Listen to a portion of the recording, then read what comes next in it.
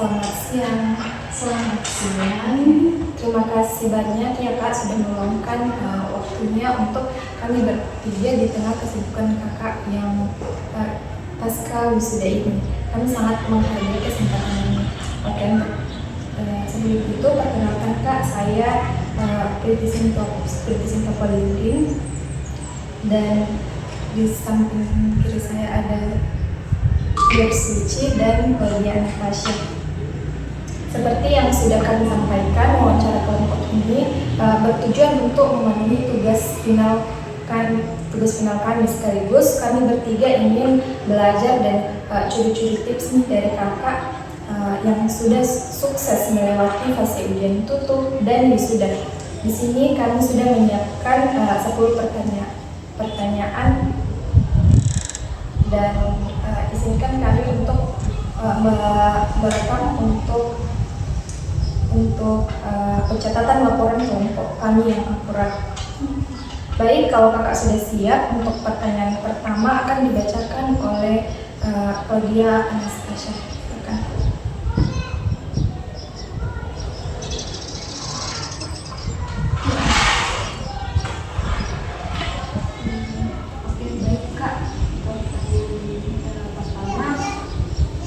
Selama kuliah di pendidikan bahasa Inggris, apa mata kuliah yang paling bermanfaat dan bagaimana cara kakak membagi waktu antara tugas kuliah, organisasi, serta melatih skill bahasa Inggris?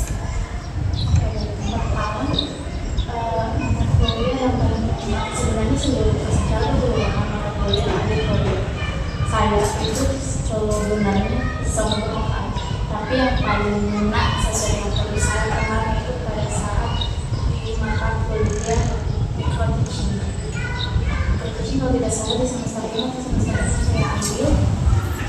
Kemudian di sana itu kenapa saya bilang bermanfaat, karena di bahasa Inggris kan profesinya ditujukan untuk menjadi seorang guru. Di mata kuliah itu ada beberapa step untuk mempersiapkan diri sebagai guru. Jadi di awal semester itu kita diberi tugas untuk menyiapkan materi yang berhubungan dengan bahasa Inggris. Lalu kita akan mengajar di dalam kelas bahasa Inggris. Jadi di pertengahan semester setelah dari kita akan diminta untuk maju ke depan kelas memaparkan materi seolah-olah kita mengajar siswa kita, dan siswa itu adalah teman kita sendiri, teman kelas. Nah, di tugas finalnya itu kita betul-betul terjun ke lapangan di sekolah-sekolah yang sekitar kampus untuk menunaikan tugas final itu, tapi dengan metode dan materi yang mirip dengan yang kami praktekkan dalam kelas selama kuliah. Terus manajemen waktu. Untuk manajemen waktu, alhamdulillahnya saya tidak pernah merasa kesulitan untuk manajemen waktu, karena sebenarnya saya hampir menjadi mahasiswa yang kuliah pulang, tapi ada satu organisasi yang diwajibkan untuk setiap mahasiswa prodi PBI ini untuk ikut. Organisasi itu adalah organisasi yang dibentuk oleh prodi kami, namanya itu Menara English Club. Jadi kita selama waktu di dalam itu ada fase diskusi, belajar bersama, dan tumbuh bersama. Jadi dia tidak terlalu mengikat, tapi menyesuaikan dengan ketersediaan masing-masing mahasiswa untuk bisa hadir di setiap eventnya. Kira seperti itu. Terima kasih. Selanjutnya, apa judul atau topik skripsi yang kakak angkat kemarin, dan apa alasan kakak memilih fokus penelitian tersebut? Oke, judulnya itu kemarin The Effect of Self-Confidence on Speaking Learning Outcomes at STEM JB. Jadi saya menelitinya itu di kampus, bukan di area sekolah, karena pada saat itu memang di sekolah sudah libur dengan anak. Dia sudah selesai semester, jadi tidak ada kegiatan pembelajaran yang aktif di sekolah. Akhirnya saya meneliti mahasiswa.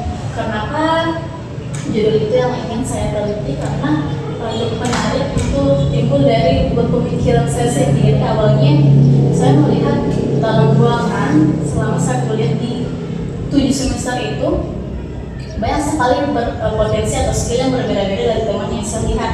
Tapi pada saat mereka diujian dan aku difinalkan, ternyata ekspektasi saya terhadap masing-masing teman saya itu berbeda-beda. Misalnya ini kan tentang confidence, kepercayaan diri. Beberapa teman saya yang terlihat seolah-olah percaya diri, tapi pada saat didiamkan, pada saat tugas betul-betul di depan mata, ternyata mereka punya skill yang masih minim.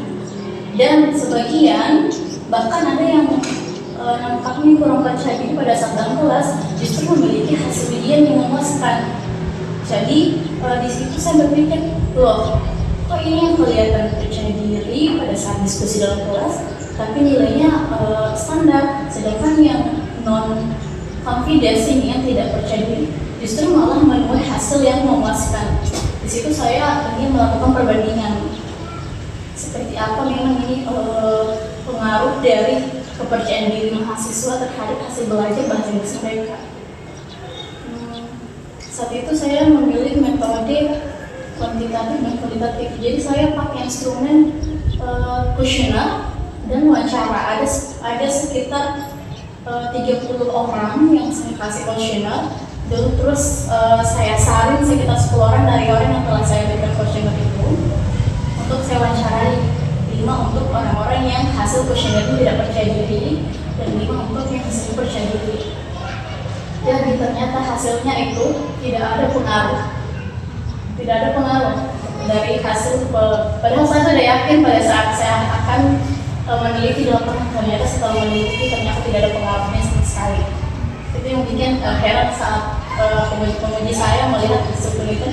Kok bisa? Ya udah, ini kan ada buktinya. Saya pakai SPSS saat itu, aplikasi untuk menghitung hasil kuesioner dan juga bukti rekaman dan wawancara yang akhirnya mereka percaya. Dan skripsi saya salah satu hal yang awalnya dianggap sepele karena dipikirnya ya udah self confidence sudah gampang sekali diteliti, tapi ternyata ekspektasi mereka untuk hasil penelitian saya berbeda dengan apa yang mereka pikirkan di awal. Akhirnya salah satu skripsi yang menarik saat itu termasuk dari saya.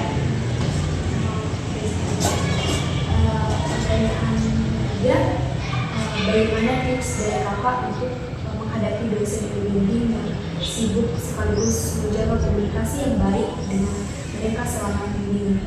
Oke, pertama-tama awalnya saya selalu merasa kurang percaya diri dengan karena adanya sedikit pengaruh dari luar, katanya kamu gak akan bisa, karena seolah-olah meminta saya untuk merasa kurang percaya diri karena beberapa teman saya yang saya lihat yang sudah bimbingan dengan dosen yang sama itu kayaknya dipersulit. Tapi pada saat saya coba dan saya selalu berpositif thinking saat itu, ternyata opini-opini mereka ini tergantung dari mereka, apa yang mereka pikirkan dari awal terhadap dosen ini. Ternyata di setiap dosen itu punya tujuan dan metode tersendiri untuk menyelesaikan penelitian para mahasiswanya. Pasti mereka akan paham sendiri seperti apa tujuan dan apa yang manfaat penelitian Anda apabila Anda menyampaikan dengan baik, dengan komunikasi yang baik, tidak menuntut, dan tidak gampang menyerah untuk mengerjakan penelitian atau skripsi kita. Jadi tergantung masing-masing mindset. Kalau saya sih yang paling pertama harus positive thinking.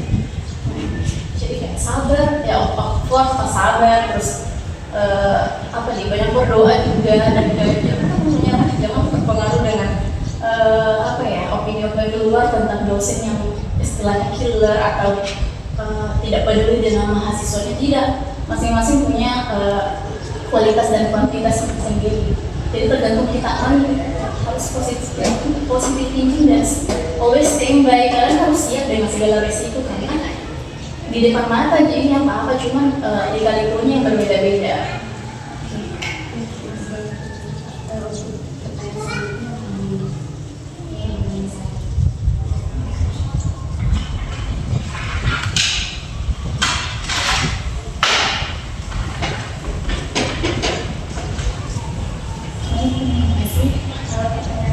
selanjutnya, apa saja persiapan paling krusial bagi materi maupun mental yang bakal lakukan menjelang ujian tutup? Dan pertanyaan apa yang paling menantang dari dosen penguji di ruang sidang? Persiapannya paling krusial itu alhamdulillahnya sekali lagi alhamdulillah tidak ada yang paling kayak membuat saya merasa sulit karena saya dikelilingi orang-orang yang suportif. Teman-teman atau circle saya itu semuanya suportif dan selalu mengedepankan hal-hal yang menjadi kepentingan bersama. Tapi saat itu persiapannya paling krusial mungkin karena pengantaran undangan ke dosen penguji dan dosen pembimbing yang kadang tidak di tempat toh.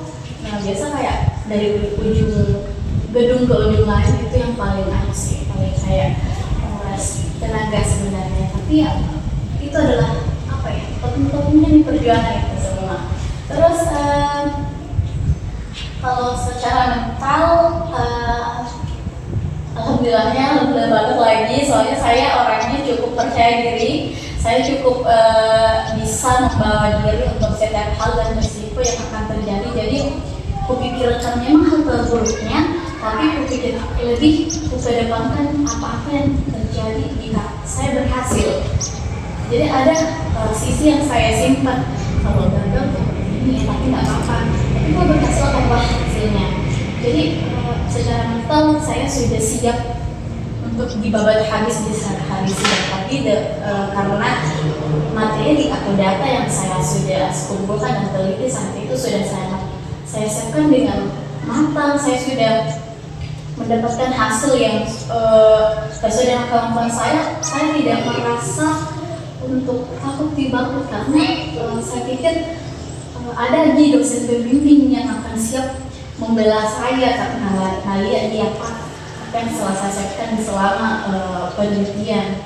Mereka kasih membantu saya, itu terjadi. Alhamdulillah di hari sidang itu tidak ada pertanyaan yang menyudutkan karena setiap pertanyaan pasti ada jawabannya.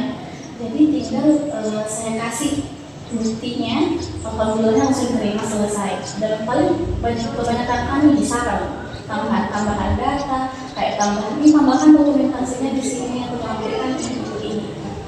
Tidak ada yang kayak membuat saya stres setelah sidang, langsung plong saja. Jadi seperti itu. Pertanyaan selanjutnya, selama proses pengerjaan skripsi, apakah kakak pernah mengalami stres atau burnout? Jika ya, bagaimana cara kakak mengatasinya agar tetap konsisten hingga lulus? Maka jangan dipaksa. Misalnya kan setiap orang itu ada target setiap hari. Satu hari ini saya harus selesai 2 halaman. Nah saya biasanya seperti ini. Dan kemarin saya seperti ini. Hari ini dari jam 8 sampai jam 9 harus selesai 2 halaman yang saya susun. Tapi kalau nggak selesai karena stuck di kayak burnout tuh kayak capek mata atau lapar, hentikan.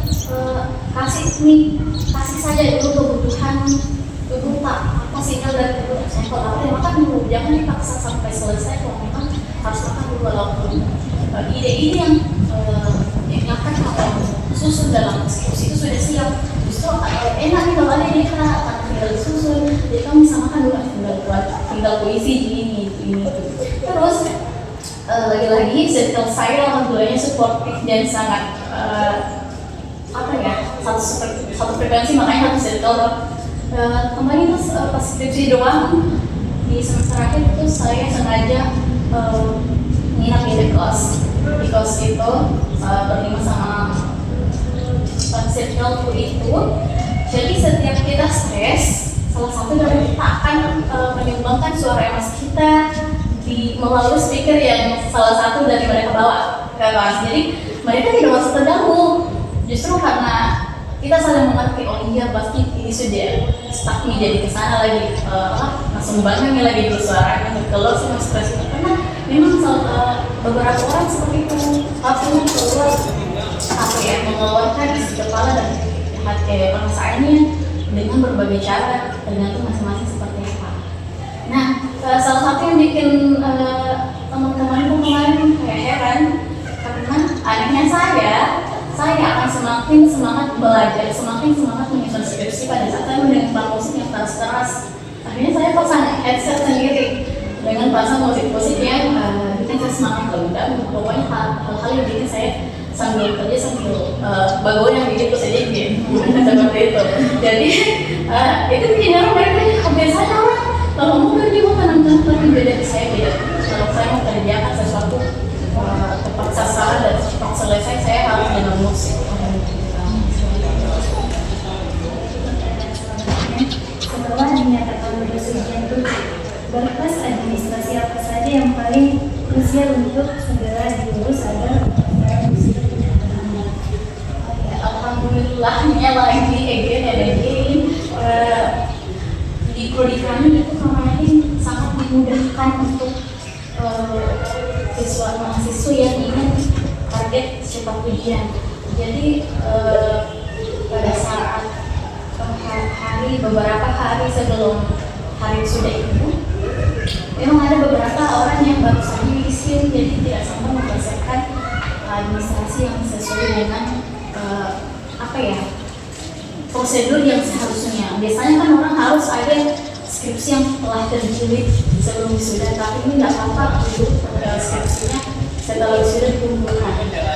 Itu di kemarin tapi ya mau dia betul karena tidak ada dalam itu wisuda kalau misalnya harus dulu terus penjadian skripsi baru selesai baru wisuda. Jadi saya itu fokus ke pendaftaran administrasi pembayaran tidak ada kayak sosial kebetulan jangan nanti kemarin alhamdulillah sekali lagi. Tapi setelah kami lulus ternyata ada nih prosedur baru yang lebih harus ditaati dan patuhi sebelum bisa melakukan tes.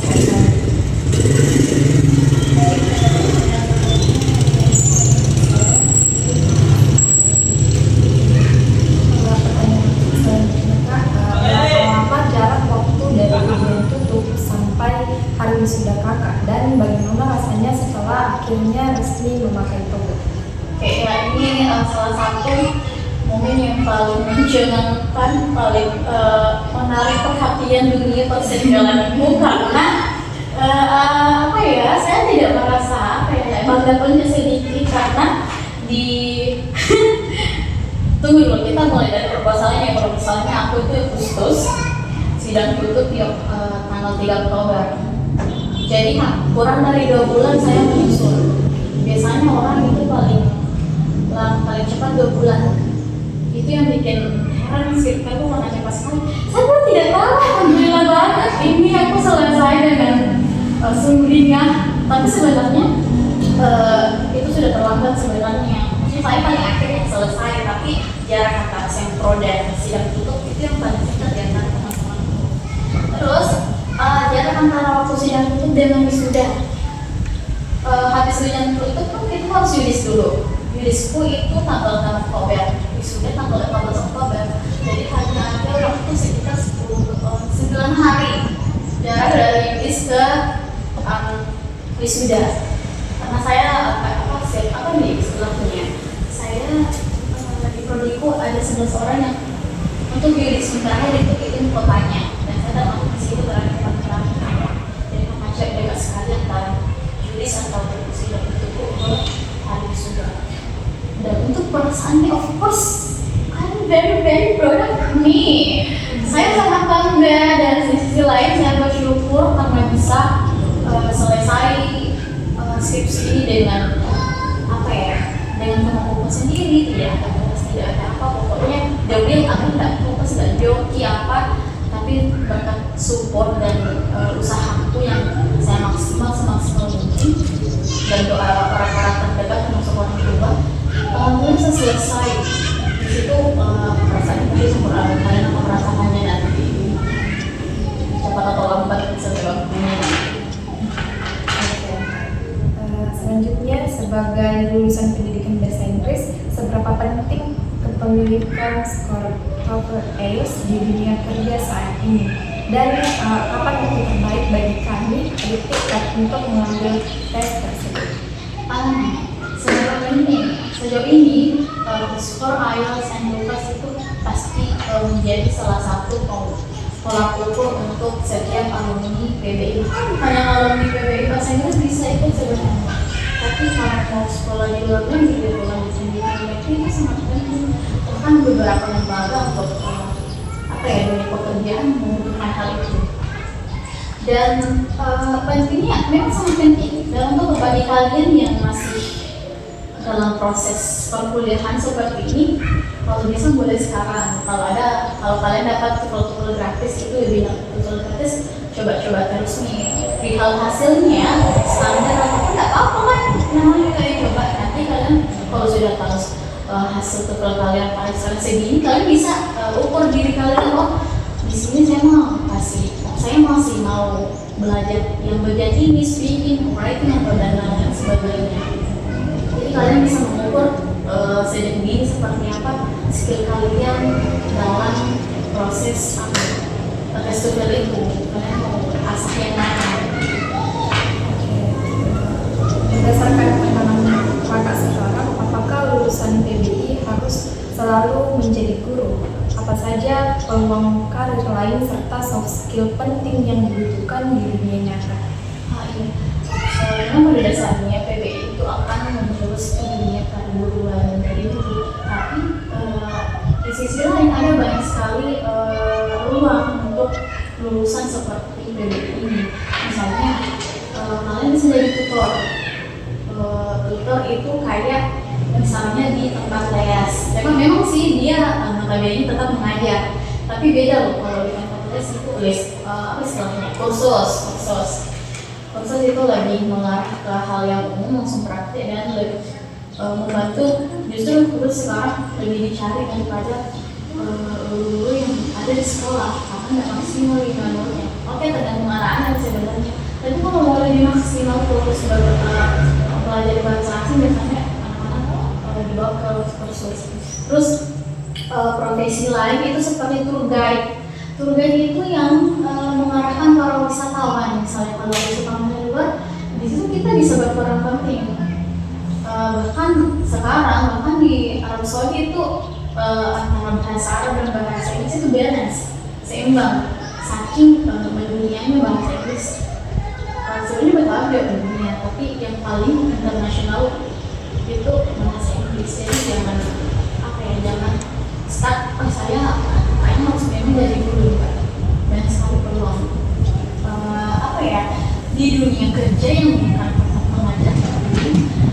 Ada profesi alumni PBI atau pendidikan bahasa Inggris tapi bukan apalagi di dunia perkantoran. Mereka secara tidak langsung kita sudah belajar beberapa kosakata yang sudah sering kita dengar, sering kita lihat, dan pada saat kita terjun di dunia kantor atau di pekerjaan, ternyata mereka yang lainnya ini tidak fokus ke bahasa Inggris, itu justru merasa membutuhkan kita. Apalagi misalnya waktu isi di komputer kan semuanya rata-rata bahasa Inggris. Software atau hardware-nya pasti bahasa Inggris semua. Bahkan isi tinta printer itu bahasa Inggris sama yang dipakai. Jadi beruntung kita yang punya dasar bahasa Inggris. Tetap dicari. Pernah saya mengajar di sini, hari itu mereka kayaknya ada kegiatan online, terus ada error itu dia muncul di video komputer, terus saya diam-diam saja, terus artinya ini ya mereka berbisik tapi saya dengar, tapi saya pura-pura bisa ya, ini maaf sama bahasa Inggris, wah itu bangga dong,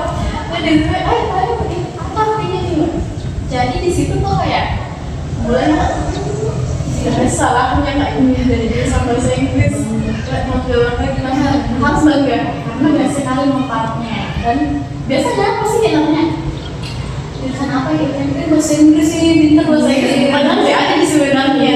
Lalu kita juga kayak standar cuma yang kelihatan luar karena kita sudah ada di ranah itu, kita sudah ada di circle yang bikin orang-orang bahasa Inggris, kita ngerti bahasa Inggris padahal nggak ada sebenarnya.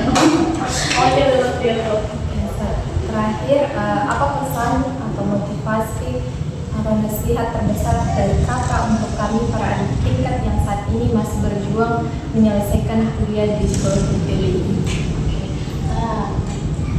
Biasanya memang bersaing itu karena IPK, tapi yang penting itu kalian bersaing untuk diri sendiri, kalahkan batas atau limit kalian. Jangan kayak misalnya kayak gini tadi proses skripsi. Misalnya kalian belum tahu apa yang ada di depan, kalian sudah tahu oh di sana ada misalnya kalian mau kampus, oh di sana ada gedung lomba, saya mau ke sana. Tapi saya harus lewat ini dulu, ini itu dulu, saya harus naik motor atau kalau mau jalan ya begini jalan pasti gak akan saya akan bertambah lelah kalau jalan.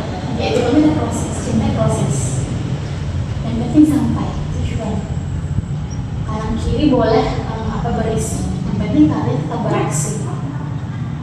Seperti itu sih intinya paling tergantung kalian harus tetap bisa motivasi diri sendiri. Udah yang penting sampai percepatan lambatnya tergantung saya kok. Ini jalan terus saya tidak tahu jalannya, pasti saya akan sampai kok. Pokoknya kalian harus tetap motivasi diri sendiri, positive thinking dan be confidence. Selama kalian ada di tahun yang baik, confidence saja.